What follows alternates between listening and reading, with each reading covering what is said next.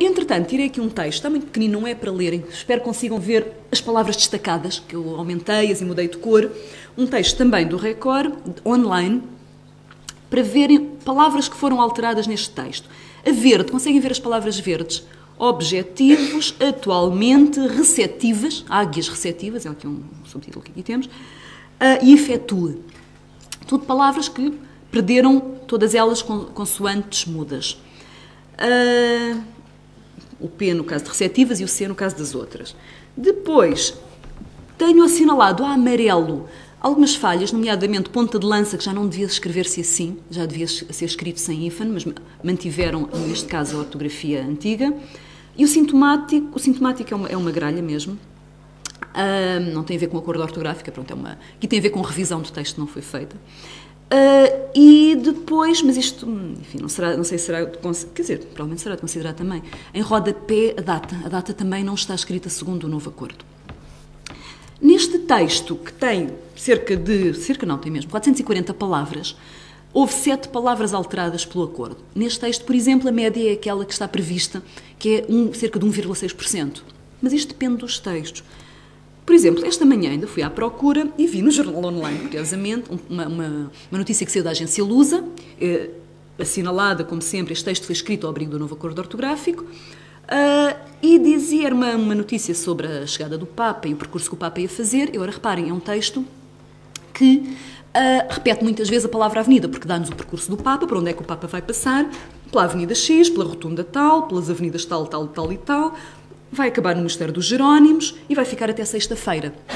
E temos aqui, reparem, várias palavras, então, que são alteradas segundo o novo acordo, nomeadamente a Avenida, a Rotunda, pronto, estas todas que vimos. O cabeçalho, que é do Jornal I, não é alterado ainda, continuamos a ter maio, maio e atualizado, escritos com ortografia antiga. Aqui, exatamente por ser um texto muito pequenino e com várias repetições da mesma palavra, vamos ter 8 palavras alteradas em 175, aqui já nos dá 4,57% de palavras. Por isso é o que eu digo, o número de alterações ou o peso que as alterações têm depende sempre também dos textos. A média calculada é cerca de 1,6%, mas poderá ser mais, pronto, se de facto o texto insistir em muitas palavras do mesmo tipo. O Diário da República, isto foi no dia 6, creio que foi a última sexta-feira, se não me engano, só para verem como não está de facto a ser impresso segundo o novo acordo ortográfico. Temos, por exemplo, a palavra respectivamente, não sei se conseguem ler, que não foi alterada, que mantém a ortografia antiga.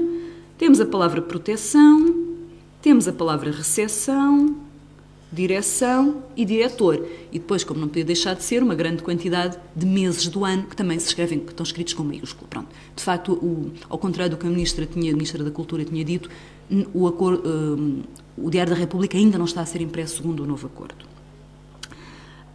E pronto, era isto que eu tinha para vos dizer. Tenho depois, se quiserem, depois no período de discussões, podemos aproveitar para ver com mais detalhadamente algumas daquelas regras que vos falei. E tenho aqui, então, pronto, a bibliografia consultada. Estou à vossa disposição para qualquer dúvida, porque se for preciso, tenho aqui as principais alterações depois, se quiserem, entretanto, falar mais um pouco sobre isso depois na continuação da discussão. Sim, senhora. Vamos aguardar então depois por algumas questões que possam surgir. Passaria então a palavra à Helena Sousa Freitas. Com direito a palmas.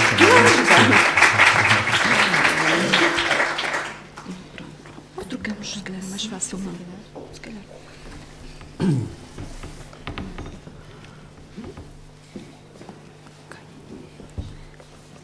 Só voltar aqui atrás.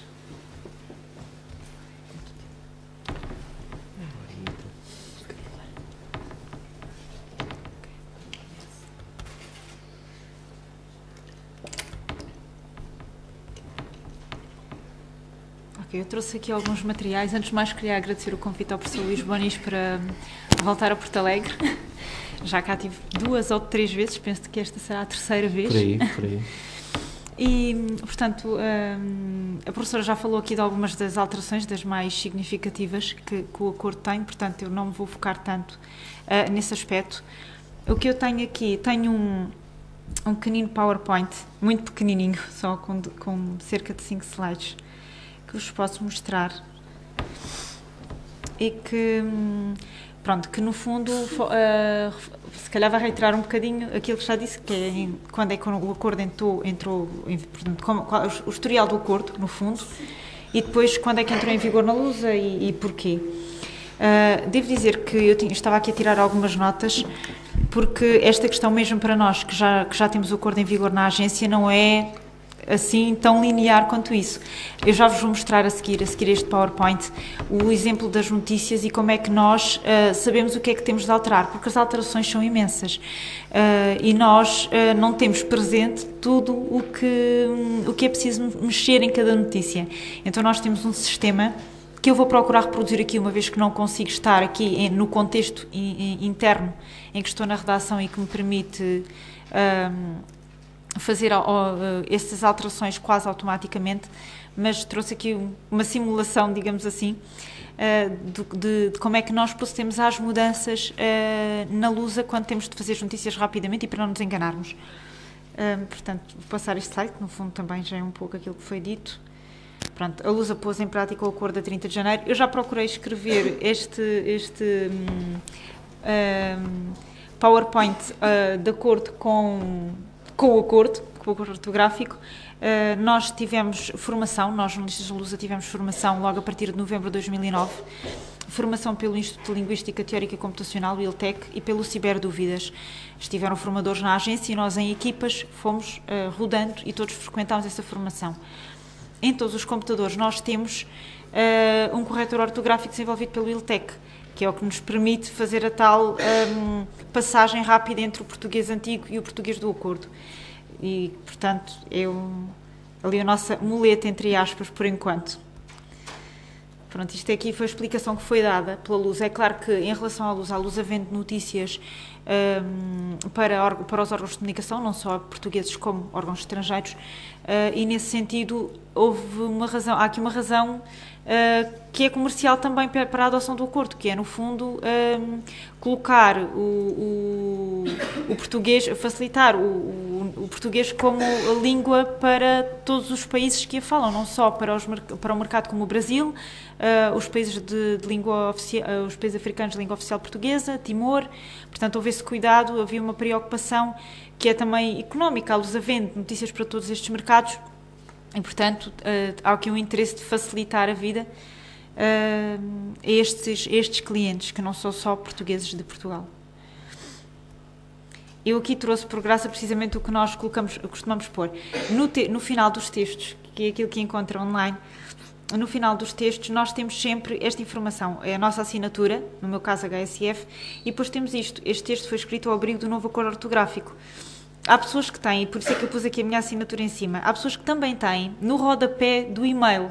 Eu apercebi-me no outro dia disto, que é muito engraçado. Porquê? Porque se começou a colocar um problema na Lusa, que é, nós fazemos as notícias assim, mas depois quando enviamos e-mails para as fontes, escrevemos o português antigo, porque as pessoas que não estão informadas, se nós escrevermos o português do acordo, pensam, olha, este jornalista manda-me um e-mail cheio de erros.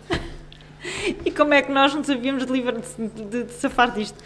A opção foi, alguns colegas puseram, temos o rodapé que surge sempre no final do e-mail, que já nós colocamos automaticamente, e alguns colegas no final já puseram, pronto, é suprimir esta assinatura, e já puseram este e-mail ou este texto, pronto, foi escrito ao abrigo do novo acordo ortográfico. Portanto, usam isto junto com o rodapé no fim dos e-mails, para evitar que alguma fonte menos precavida pense que nós deixámos de saber escrever português. Portanto, isto é muito simples. Eu ia passar aqui um vídeo. Nós temos a Lusa, não sei se todos vocês conhecem os serviços da Lusa, mas a Lusa tem serviços também de áudio, de vídeo, de infografia, e fizemos um vídeo precisamente para a questão do acordo ortográfico.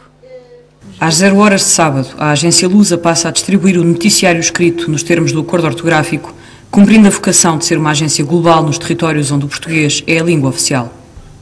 A decisão de adotar em janeiro de 2010 o acordo ortográfico foi tomada pela administração para reforçar a vocação global da agência nos 8 países de língua oficial portuguesa, no território de Macau e junto das comunidades espalhadas pelo mundo.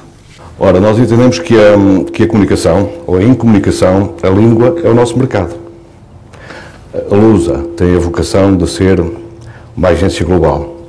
Já estamos nesses territórios, queremos estar mais nesses territórios, e porque temos essa vocação, essa ambição, nós estamos preparados para saltar para o acordo ortográfico.